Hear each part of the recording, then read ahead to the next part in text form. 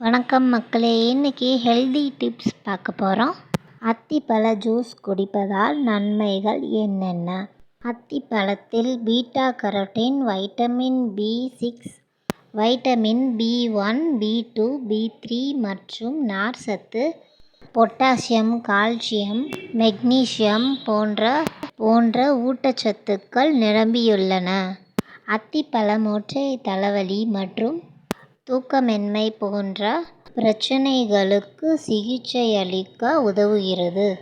இதில் இயற்கையாகவே நார்ச்சத்து அதிகம் உள்ளது.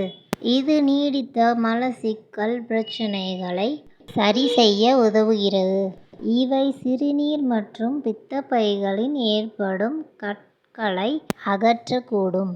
நோய் எதிர்ப்பு சக்தி அதிகம் மற்றும் உடல் எடை அதிகரிக்காமல் இருக்க அத்திப்பழம் ஜூஸ் சிறந்த தேர்வாகும்.